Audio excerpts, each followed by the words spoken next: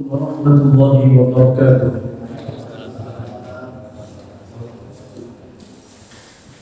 Innal hamdalillah nahmaduhu wa nasta'inuhu wa nastaghfiruh wa na'udzu billahi min shururi anfusina wa min sayyiati a'malina. من يهده الله فلا مضل له ومن يضلل فلا هادي له. أشهد أن لا إله إلا الله وحده لا شريك له وأشهد أن محمدا عبده ورسوله صلى الله عليه وعلى آله وأصحابه ومن تبعهم بإحسان إلى يوم الدين وسلم تسليما كثيرا. أما بعد جماعة المسلمين والmuslimat rahimani wa rahimakumullah. Alhamdulillah, kita bersyukur kepada Allah Subhanahu wa taala. Pada kesempatan kali ini kita bisa kembali duduk dalam satu majelis untuk mencari berbagai macam keutamaan di dalamnya, baik itu dari menuntut ilmunya atau dari mendengarkan ayat-ayat yang dibacakan. Demikian pula mengambil pelajaran dari kehidupan orang-orang yang mulia, orang-orang yang telah mendahului kita dalam hal iman, orang-orang yang telah berjuang mempertahankan, membela dan menyebarkan agama ini sampai kemudian kepada kita, dan kita bisa merasakan manisnya memeluk agama Islam. Tidak lain mereka adalah Nabi kita Muhammad sallallahu alaihi wasallam dan juga para sahabat-sahabatnya ridwanullahi ta'ala alaihim. Salawat serta salam semoga tercurahkan kepada suri tauladan kita Nabi Muhammad sallallahu alaihi wasallam. Jemaah yang dirahmati oleh Allah Taala, kajian kita As-Sirah An-Nabawiyah sampai pada kisah Ghazwatu Hamra'il Asad, jadi peperangan Hamra'ul Asad. Nama suatu daerah Hamra'ul Asad yang berjarak kurang lebih 8 mil dari arah Madinah ke arah Dzul Hulaifah. Ya, dari Madinah ke arah Dzul Hulaifah. Yang mana peperangan ini jamaah dirahmati oleh Allah terjadi setelah kepulangan Nabi dan pasukannya para sahabat dari peperangan Uhud.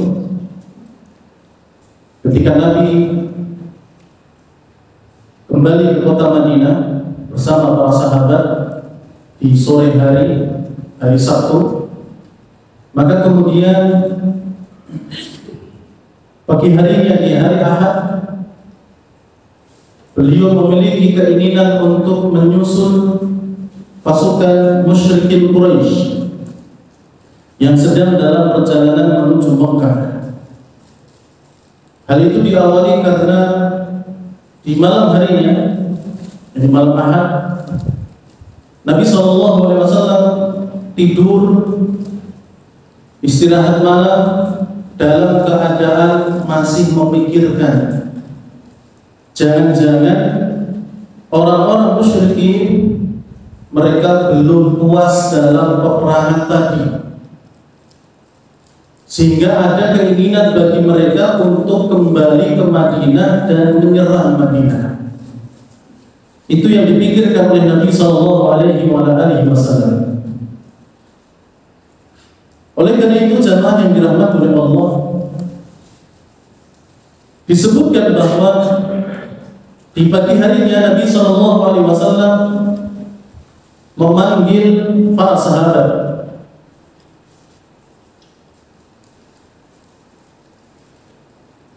Beliau mengatakan, la yakhruju ma'ana illa man syahida al-qital. Tidak boleh ada yang ikut dalam misi ini kecuali yang kemarin telah ikut perang Uhud. Ya, kecuali yang kemarin ikut perang Uhud. Selain itu tidak boleh. Maka Abdullah bin Ubay bin Salul, tokoh yang munafik di kota Madinah,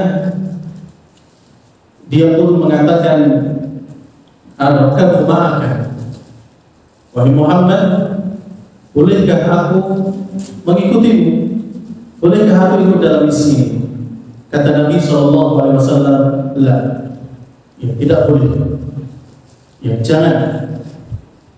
Tentunya beliau SAW telah mengetahui apa yang telah dilakukan oleh Abdullah bin Ubay bin Salul dalam peperangan Uhud ini. Dia membela bersama pasukan yang lumayan banyak, yang tadinya bergabung dengan pasukan muslimin kemudian kembali ke kota Madinah, tidak jadi ikut perang. Maka untuk kedua kalinya ini, ketika Abdullah bin Ubay bin Salul ingin ikut, maka Nabi melarangnya. Namun kemudian kaum muslimin yang lain, yang mereka kemarin telah ikut perang dalam keadaan yang masih terluka pun, masih dalam keadaan yang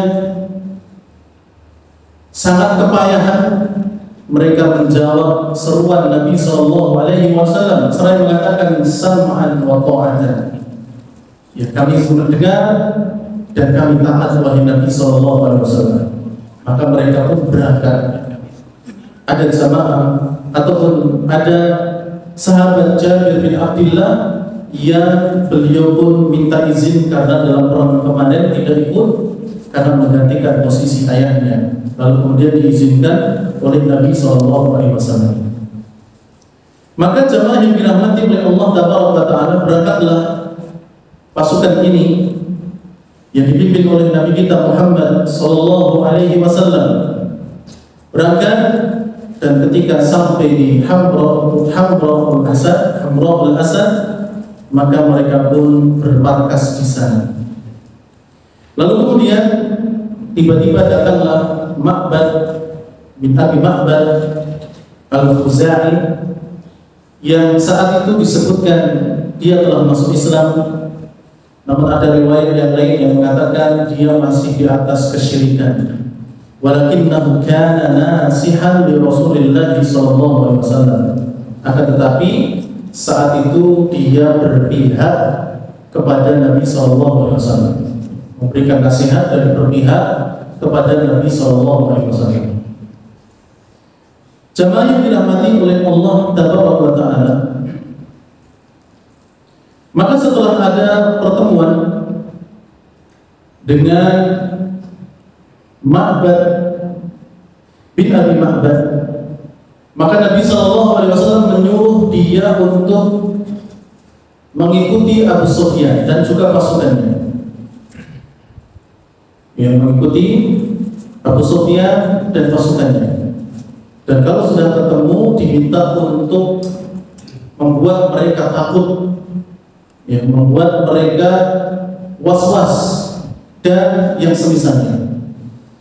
Maka apa yang dipikirkan oleh Nabi SAW itu terjadi. Jadi kekhawatiran Nabi bahwa orang-orang musyrikin tidak puas. Mereka merasa belum menghabiskan sehabis-habisnya kaum muslimin, sehingga mereka ada keinginan untuk kembali menyerang Madinah.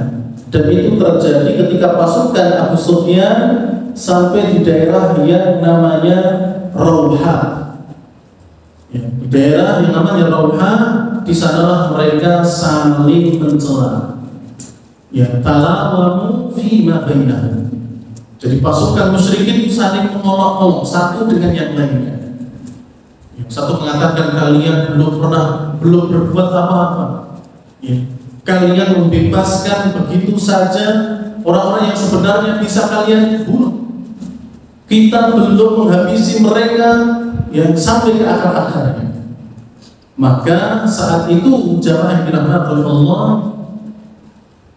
mereka pun akhirnya ingin kembali ke Madinah. Jadi sudah sampai Rauhah, ingin ke Madinah lagi untuk menyerang kaum muslimin. Walaupun saat itu ada Sufyan bin Umayyah yang menghalangi pendapat mereka. Ya, seraya mengatakan, ya qaum, wahai pasukan, la taf'alu, jangan lakukan, enggak usah kembali. Fa ini akhafu an yatma'a 'alaikum man takhallafa min al-khuruj farji'u wad-dawlatu lakum. Karena saya khawatir kaum muslimin ketika kita menyerang mereka kembali, maka mereka akan dibantu oleh orang-orang yang kemarin tidak ikut perang, sehingga mereka mendapatkan tambahan tentara pasukan yang lebih semangat lagi atau mungkin lebih kuat lagi dibandingkan yang sudah ikut. Yang sudah ikut ada yang terluka, maka secara kekuatan berkurang. Belum lagi kecapean, kepayahan itu, ya, ditambah kesedihan, maka kekuatan mereka berkurang. Tapi kalau ditambah dengan yang belum ikut, maka saya khawatir, ya, kalian akan kalah. Maka kembalilah kalian dan kemenangan atas kalian. Sudah, ini kemenangan kita. Fa inilah aminun rojatum antakuna daulat alaikum. Dan jika kalian ingin benar-benar kembali ke sana, saya tidak menjamin kemenangan atas kalian. Tapi pendapat Sufyan bin Umayyah ini ditentang mayoritas pasukan, sehingga mereka ingin kembali. Tapi sebelum mereka berangkat, ternyata sudah disusul oleh Ma'bad bin Abi Ma'bad. Yang ketika ditanya oleh Abu Sufyan, ya, apa yang terjadi di belakang wahai Ma'bad bin Abi Ma'bad? Ma warahaka ya Ma'bad? Ya, apa yang terjadi di belakang wahai Ma'bad? Ma'bad mengatakan, demi Allah, aku tidak pernah melihat pasukan yang dipimpin oleh Muhammad SAW dan juga dibarengi dengan para sahabat-sahabatnya yang lebih besar daripada ini. Ya, maka saran saya, kembalilah kalian. Ya, tidak usah kembali ke Madinah, tidak usah menyerang mereka, karena Muhammad sudah menyiapkan pasukan yang aku tidak pernah melihat sebesar ini. Dan mereka sudah sangat-sangat ingin sekali menghabisi kalian, karena kalian telah mengacaukan mereka di perang itu. Maka kemudian, ya, kabar dari Ma'bad bin Abi Ma'bad ini menjadikan cita-cita dan keinginan pasukan itu melemah, ya, sehingga mereka pun akhirnya kembali ke Mekah, tidak jadi kembali ke Madinah untuk menyerang. Dalam perjalanan itu, jamaah yang dirahmati oleh Allah, pasukan Abu Sufyan itu bertemu dengan rombongan dagang Abdul Qais, ya, yang ingin ke Madinah. Oleh karena itu Abu Sufyan, dia berkata kepada rombongan itu, hal antum mablughuna anni Muhammadan risalatan? Apakah kalian mau menyampaikan suratku ini kepada Muhammad? Dan jika nanti kalian sudah sampai ke Mekah, kami akan berikan anggur pasar Mekah, ya, anggur pasar Mekah untuk sebagai upah bagi kalian. Oh, na'am, ya. Pasukan itu ataupun rombongan itu pun mengatakan, ya, kami mau. Akhirnya kemudian disampaikanlah pesan surat itu oleh rombongan dagang Abdul Qais kepada Nabi SAW, yang intinya adalah juga mengancam. Ya, jadi Abu Sufyan itu, sebagaimana yang pernah kita sampaikan, dia itu orang yang cerdik, pintar. Ya, jadi kalau dia itu didesak, dia akan balik mendesak. Walaupun dia sendiri terkadang takut, ya, dia sendiri terkadang takut, tapi untuk menampilkan kepemimpinan dia, maka saat itu dia pun juga mendesak Abu Sufyan, yang pada akhirnya nanti dia masuk Islam radhiyallahu ta'ala. Maka ketika rombongan Abdul Qais ini sampai bertemu dengan pasukan Nabi Muhammad SAW, yaitu di Hamraul Asad, maka mereka pun menghabarkan hal ini kepada Nabi dan juga kaum muslimin. Di sana juga disebutkan dalam ayat yang surat Ali Imran ayat 173 dan 174. Innan nasa qad jama'u lakum fakhshawhum. Sesungguhnya kami telah mengumpulkan banyak pasukan bagi kalian, ingin menyerang kalian. Fakhshawhum, maka takutlah kalian kepada mereka. Tapi fazadahum imana, tapi perkataan itu justru menambah keimanan orang-orang mukmin. Jadi isi suratnya adalah, isi pesan Abu Sufyan adalah bahwa Abu Sufyan telah membawa pasukan yang banyak, menyiapkan pasukan yang banyak yang siap menyerang kalian, maka takutlah kalian. Tapi ternyata perkataan itu malah menambah iman orang-orang yang beriman, sampai-sampai mereka mengatakan hasbunallahu wa ni'mal wakil, cukuplah Allah sebagai pelindung bagi kami. Jamaah yang dirahmati oleh Allah tabaraka wa ta'ala, lalu kemudian Nabi SAW tinggal di Hamraul Asad ini ditambah 3 hari, datang di hari Ahad. Kemudian beliau di sana dari Senin, Selasa dan juga Rabu, tanggal 9, 10 dan 11 di bulan Syawal tahun 3 Hijriah.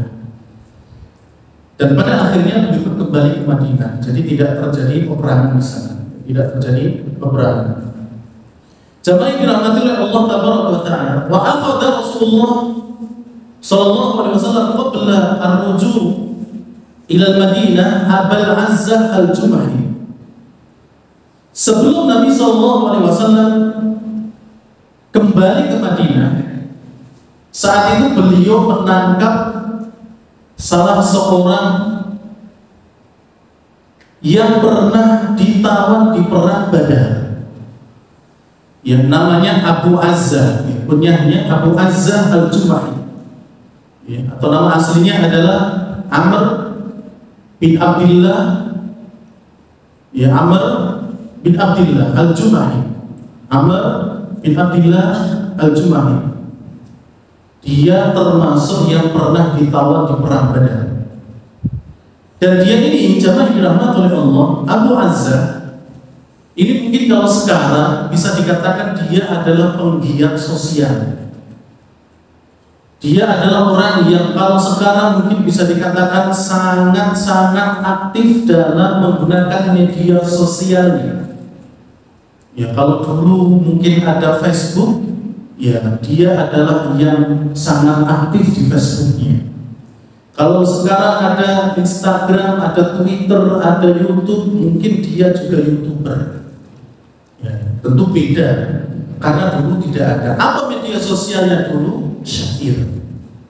Jadi Abu Azzah, Amr bin Abdillah bin Umair bin Hudafah bin Jumahi, dia ini adalah orang yang sangat mahir dalam membuat syair. Jadi syair di zaman itu merupakan media sosialnya manusia. Dan apa yang dibuat oleh Abu Azzah al-Jumahi ini, dari syair-syairnya itu bisa membuat orang yang tadinya sedih menjadi tertawa. Isinya bisa membuat orang yang tertawa jadi sedih. Orang yang tadinya semangat menjadi melemah, sebaliknya yang lemah jadi semangat. Bahkan untuk mengobarkan api dendam dan kedengkian itu sangat mudah bagi Abu Azzah. Dia seorang penyair luar biasa. Oleh karena itu di perang Uhud, Di perang Badar dia juga yang kemudian membuat syair-syair supaya kemudian kaum musyrikin mau melawan kaum muslimin. Ya, di perang Badar. Akhirnya kemudian ditangkap Abu Azzah, ditangkap di perang Badar. Dan dia memelas, ya, meminta ampun kepada Nabi SAW sambil nangis-nangis. Ya, mungkin kalau bisa di video sambil lesok-lesok juga. Ya, meminta ampun sama Nabi, ya Rasulullah, lepaskan aku. Ya, lepaskan aku. Aku memiliki tanggungan anak-anak perempuan yang sangat banyak. Ya, jadi Abu Azzah ini dia memiliki anak yang banyak, akan tetapi secara ekonomi dia tidak sebagaimana yang lain. Jika untuk mengurus anak sangat kesusahan, maka dia kemudian ahli dalam syair ini, kemudian dijual syair itu. Ya. Jadi kalau dia dibayar, maka syairnya akan keluar untuk membangkitkan kedengkian orang-orang yang dengki. Ya. Sehingga dia termasuk yang memobilisasi ya orang-orang untuk menyerang kaum muslimin di perang Badar. Akhirnya karena Nabi kasihan, dilepaskanlah Abu Azzah. Ya, dilepaskan tanpa ada imbalan apapun. Karena saking kirinya Abu Azzah, siapa yang mau menebus ya tawanan Abu Azzah? Walaupun ketika sebelum ditawan dia dibayar oleh orang Quraisy untuk menampilkan syair-syairnya, tapi ketika sudah ditawan, ya mereka tidak mau menebusnya. Dan kalau ditebus oleh keluarga sangat sulit karena perekonomian mereka sangatlah di bawah. Sehingga Abu Azzah memelas kepada Nabi, dilepaskan sama Nabi. Ya. Tapi dengan syarat, kamu tidak boleh menolong siapapun untuk menyerang kamu. Siapapun. Jadi syaratnya ya kamu harus berhenti dari syair-syairmu membangkitkan orang-orang untuk menyerang kamu. Kalau sampai ketahuan, ya maka kamu akan tahu akibatnya. Kalau kita ya masih ingat di pelajaran perang Badar, bahwa tawanan itu ada yang dibebaskan begitu saja tanpa ada ya tebusan, ada yang dibebaskan karena tebusan, ada pula yang dibebaskan karena bersyarat. Maka luar biasa jemaah yang dirahmati oleh Allah, ya mungkin hukum sekarang seperti orang yang keluar dari penjara bersyarat misalnya itu juga diambil dari sana, ya dari zaman itu. Jamaah yang dirahmati oleh Allah Taala. Jadi Abu Azzah, ya Amr bin Abdullah ini, dia adalah tukang syair yang kemudian membangkitkan kedengkian orang-orang musyrikin untuk menyerang kaum muslimin. Maka dari sini kita pun sebenarnya juga hendaknya menggunakan media sosial kita dengan sebaik-baiknya. Jadikan media sosial kita ini pembuka kebaikan dan bukan penutup kebaikan. Ya, jadikan media sosial kita ini pembuka kebaikan dan bukan penutup kebaikan, tapi menjadi penutup kejelekan, ya, sehingga orang-orang bisa mengambil manfaat dari media sosial kita. Kita bisa bayangkan, mungkin kita ini bukan artis, tapi setiap kali kita posting di media sosial kita, mungkin banyak yang membaca. Ya bayangkan kalau kemudian mereka membacanya adalah ayat-ayat Allah, mereka membacanya adalah hadis-hadis Nabi SAW. Ya mereka membaca perkataan-perkataan kita yang baik. Ya karena bisa jadi di zaman sekarang ini, ya ngomongnya dengan mulut tidak terlalu banyak, tapi tangannya gerak terus. Setiap menit pada postingan, setiap menit ada postingan. Ya bisa jadi. Maka hendaknya postingan-postingan kita itu yang positif, yang baik, yang mengajak kepada kebaikan, yang menutup kejelekan. Agar dalam postingan kita pun, ya ketika kita mempertanggungjawabkan di hadapan Allah, itu pertanggungjawaban yang baik. Sebarkan hal-hal yang baik. Ya. Sebarkan hal-hal yang baik. Kemudian jemaah yang dirahmati oleh Allah Taala, ya, Abu Azzah ternyata juga ketangkep di perang Uhud. Ya, tentunya di perang Hamrul Asad ini sebelum Nabi kembali ke Madinah.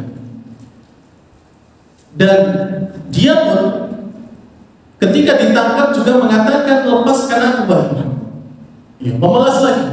Ya, lepaskan aku wahai Muhammad. Lalu kemudian jamaah dirahmati oleh Allah, dia memelas karena juga dengan alasan saya masih memiliki tanggungan anak yang sangat banyak. Wa atika ahdan alla a'uda mithla ma fa'at. Dan aku akan berjanji kepadamu untuk tidak akan mengulangi seperti yang aku lakukan ini. Dia juga berjanji untuk tidak melakukan untuk yang ketiga kalinya. Tapi Nabi SAW mengatakan, la tamsah aridika bima katabadaha wa taqul khada'tu Muhammadan marratain. Kata Nabi SAW, pembangkanganmu di Mekah tidak akan pernah bisa terhapus. Dan kalau kali ini aku lepaskan kamu, maka pasti kamu akan mengatakan khada'tu Muhammadan marratain. Aku telah menipu Muhammad 2 kali. Maka la yalda'ul mu'min min hijrin marratain. Seorang mukmin tidak akan mungkin masuk ke dalam satu lubang yang sama 2 kali. Tidak akan mungkin masuk dalam lubang kesalahan 2 kali. Ini kata Nabi SAW. Jadi Nabi SAW tidak melepaskan Abu Azza. Fa thumma amara Az-Zubair aw Asim bin Thabit fa duriba unquh. Nabi kemudian memerintahkan Zubair bin Al-Awwam atau Asim bin Thabit radhiyallahu anhu untuk menghabisinya. Maka dieksekusi. Jamaah yang dirahmati oleh Allah Tabaraka wa Ta'ala. Setelah itu kemudian Nabi juga memperlakukan hal yang sama kepada Jayus min Jawasi si Makkah. Beliau juga memperlakukan hal yang sama terhadap mata-mata dari mata-mata orang-orang Makkah. Di antaranya adalah Muawiyah ibn Mughirah bin Abil As, jaddu Abdul Malik bin Marwan li Ummi. Jadi jangan dirahmati oleh Allah, salah satu mata-mata Makkah ada yang namanya Muawiyah. Muawiyah ibn Mughirah bin Abil As. Ini adalah paman dari Abdul Malik bin Marwan. Abdul Malik bin Marwan dari sisi ibunya, dari jalur ibunya. Karena ini kakeknya Abdul Malik bin Marwan. Jadi ibunya Abdul Malik bin Marwan itu namanya Aisyah. Aisyah bintu Muawiyah ibn Mughirah bin Abil As. Aisyah punya anak namanya Abdul Malik bin Marwan. Abdul Malik ini khalifah kelima dari Bani Umayyah. Khalifah kelima dari Bani Umayyah rahimahullah ta'ala. Nah, kakeknya namanya Muawiyah bin Al-Mughirah ini ketika kaum musyrikin pulang dari perang Uhud, maka datanglah Muawiyah ini kepada anak pamannya yaitu Utsman bin Affan radhiyallahu ta'ala. Fasta'mana lahu Utsman Rasulullah sallallahu alaihi wasallam. Saat itu Muawiyah bin Mughirah datang menemui Utsman setelah perang Uhud untuk meminta perlindungan. Untuk meminta perlindungan agar dia memintakan perlindungan kepada Nabi untuk Muawiyah ini. Sebenarnya bukan untuk tinggal saja, tapi ternyata untuk memata-matai. Fa'amana ala annahu in wujida ba'da salasin qutila. Nabi pun mengizinkan. Karena yang meminta Utsman, maka Nabi mengizinkan bahwa Muawiyah ini boleh tinggal di Madinah. Boleh tinggal di Madinah, tapi dengan syarat tidak boleh lebih dari 3 hari. Jadi Nabi memberikan izin atas izin dari Utsman. Jadi Utsman ini meminta kepada Nabi perlindungan untuk Muawiyah bin Al-Mughirah. Tapi Nabi memberikan syarat supaya apa? Supaya dia hanya tinggal tidak lebih dari 3 hari atau hanya 3 hari. Lebih dari itu maka dia akan dieksekusi. Falamma khalatil Madinah min al-jaysh al-islami, maka tatkala Madinah ini kosong dari pasukan dari penduduknya yang saat itu keluar untuk perang, aqama fiha aktsar min salasin. Ternyata Muawiyah bin Mughirah ini dia berada di Madinah lebih dari 3 hari. Yatajassasu li hisabi Quraisy, dia menjadi mata-mata untuk kepentingan orang-orang Quraisy. Untuk kepentingan orang-orang Quraisy. Jadi ketika kaum muslimin ini pergi ke perang Uhud, dia itu masih di sana. Atau ketika kaum muslimin ini sedang perjalanan menuju Hamra'ul Asad, ternyata Muawiyah ini masih di sana.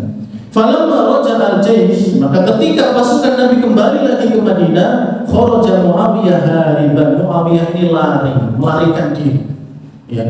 Jadi ketika setelah selesai perang Uhud, Muawiyah minta izin ke Utsman supaya mendapatkan perlindungan. Utsman meminta kepada Nabi izin dibolehkan dengan syarat Muawiyah tidak boleh tinggal di Madinah selama lebih dari 3 hari. Kalau lebih 3 hari dia masih ada di sana di Madinah, maka dia akan dieksekusi. Maka ketika hari Ahadnya, pasukan muslimin dipimpin oleh Nabi Muhammad SAW ke Hamra'ul Asad, ternyata Muawiyah ini masih ada di sana.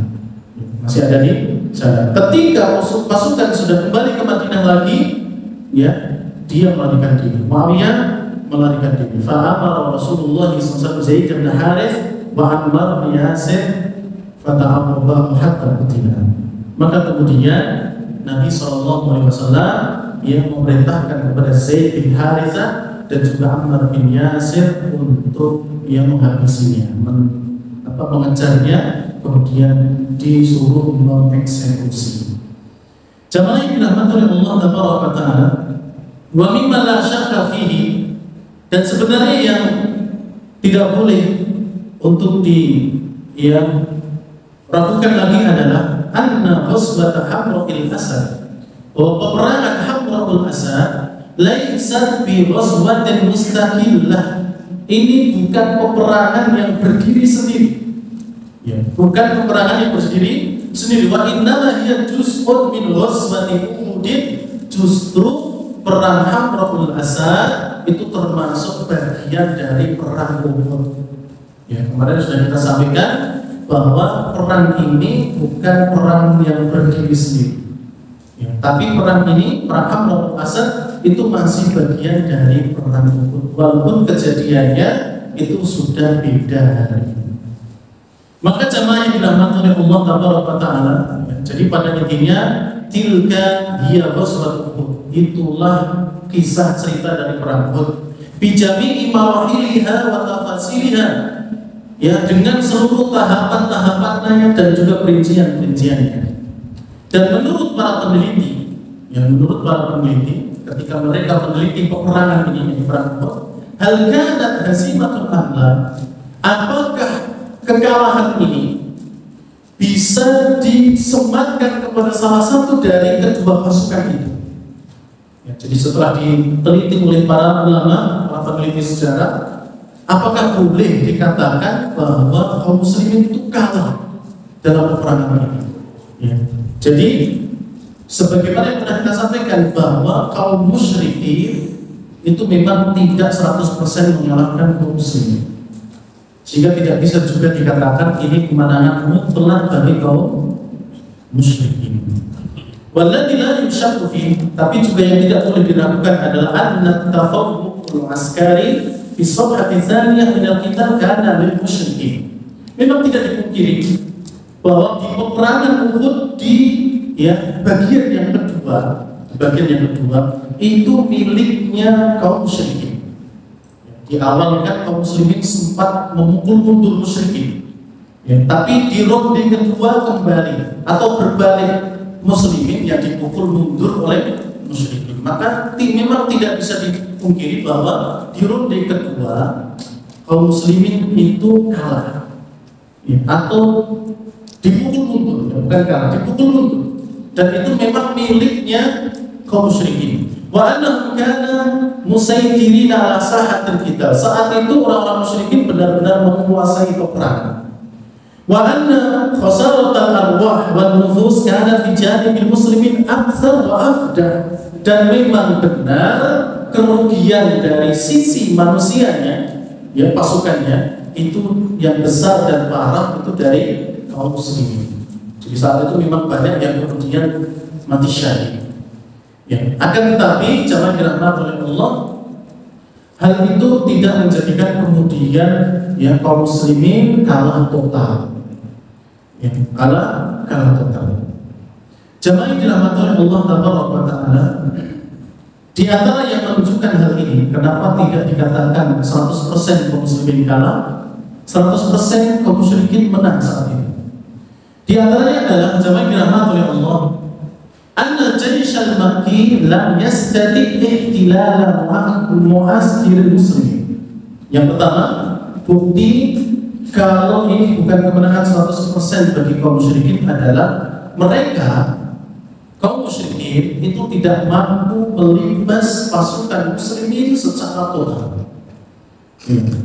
Jadi tidak bisa mengalahkan kaum muslimin secara mutlak. Dan di antara ya, sebabnya adalah wa anna al-miqdarul kabir min al-jaysil madani lam yartaju ila al-firaq. Saat itu, jadi bukti yang kedua, pasukan muslimin, ya, pasukan Madinah, pasukan muslimin, mereka tidak lari, ya, mereka tidak lari, walaupun ada yang lari sedikit, ya, tapi hampir semuanya tetap bertahan. Bahkan qawwama bil basalah, ya, mereka berperang dengan gigihnya, ya, ada yang melindungi Nabi SAW dan seterusnya. Karena ini berbeda ceritanya ketika di ronde pertama. Ya, ronde pertama ketika kaum muslimin berhasil memukul mundur musyrikin, itu kocar kacirnya luar biasa. Ya, kocar kacirnya luar biasa. Hampir tidak ada yang bertahan. Tapi di ronde kedua memang mereka bisa membalikkan keadaan, tapi tidak 100% karena di antara kaum muslimin masih ada yang bisa bertahan. Dan mereka bertahan, berjuang dengan gigihnya hatta tajma'a haula mukiri qiyadati, sampai mereka bisa berkumpul kembali di sekitar panglima mereka, yaitu Nabi kita Muhammad SAW. Ya, jadi ini berbeda, makanya tidak bisa dikatakan kaum musyrikin menang 100% atau kaum muslimin kalah 100% saat itu. Kemudian jauh dirahmati oleh Allah, di antara bukti yang lainnya adalah tidak ada, ya, dari pasukan kaum muslimin yang ditahan atau menjadi tahanan orang-orang kufar. Jadi di antara kaum muslimin di perang Uhud ini tidak ada yang ditahan, ya, tidak ada yang ditahan, karena kalau menang mutlak biasanya bisa mendapatkan tawanan. Ya, tidak ada, tapi tidak ada. Bukti yang lainnya, wa anna al-kuffar lam yahsilu ala syai'in min ghanaimil muslimin. Orang-orang kafir juga tidak bisa menguasai ghanimah saat itu secara 100%, walaupun ada yang, ya, mengambilnya, tapi itu pun kalah juga oleh Abu Dujana, yang mengumpulkan apa? Baju perang yang di dalamnya masih ada jasad-jasad kaum muslimin yang ditumpuk-tumpuk itu, tapi pada akhirnya dia pun apa? Tewas oleh Abu Dujana. Oleh karena itu mereka pun tidak mendapatkan ghanimah sedikit pun. Padahal kalau perang dikatakan menang perang itu kalau juga mendapatkan apa? Ghanimah. Bukti yang lain, wa anna al-kuffar lam yaqumu ila safhati thalithah min al-qital ma'ana jaysh muslim lam yazal fi mu'askari. Orang-orang kafir tidak kembali menyerang, ya, tidak kembali menyerang kaum muslimin untuk ronde ketiganya. Padahal saat itu kaum muslimin masih ada di sana. Ya, itu masih ada di Bukit Uhud itu. Kenapa mereka nggak menyerang? Mereka menyerang tapi kan mundur lagi. Kan seharusnya kalau memang benar-benar mereka itu benar, mereka akan terus menyerang. Pasukan mereka masih banyak. Tapi justru mereka tidak menyerang untuk ronde yang ketiga. Bahkan jamaah yang dirahmati oleh Allah Taala, termasuk bukti yang lainnya adalah wa annahum lam yuqimu bi sahatil qital yawman aw yawmaini aw salasata ayyam. Mereka tidak tinggal di situ selama 1 hari lagi, 2 hari atau 3 hari lagi. Kama huwa ja'bul fatihina fi dzalika zaman, sebagaimana kebiasaan para pemenang saat itu. Jadi kalau pasukan itu dikatakan menang 100%, mereka akan tinggal di sana nambah hari, entah 1 hari atau 2 hari atau 3 hari. Nyatanya apa? Saat itu Abu Sufyan saru ila istihad wa tarki sahatil qital. Mereka meninggalkan tempat peperangan. Tergesa-gesa meninggalkan tempat peperangan. Qabla ayat kaum muslimun, sebelum kaum muslimin pergi. Ya. Jadi kalau memang mereka itu benar-benar menang 100%, maka seharusnya mereka bisa tinggal di situ selama 1 hari, 2 hari atau 3 hari, ya, untuk sebagai bukti bahwa mereka memang menang. Bukti yang lainnya, walam yatajarra'u 'ala dukhuli fil Madinah. Andaikan mereka itu dikatakan menang 100%, seharusnya tidak cuma di Uhud saja mereka tinggal. Mereka juga bisa masuk ke dalam Madinah untuk mengambil ghanimah di sana, harta-harta yang di dalam. Karena di Madinah bisa dikatakan kosong dari pasukan. Ya. Tidak ada banyak. Bahkan di sana masih ada Abdullah bin Ubay bin Salul yang mungkin juga malah dukung orang-orang Quraisy agar mereka tidak dibinasakan. Ya, mereka malah untuk mencari harta itu, tapi nyatanya mereka malah tidak masuk Madinah. Oleh karena itu, jamaah yang dirahmati oleh Allah Taala, kata para ulama, ya, ini menunjukkan bahwa sebenarnya memang kedua belah pihak itu masih ada untung dan ruginya. Ya. Jadi memang dikatakan bahwa kaum muslimin juga tidak kalah 100%.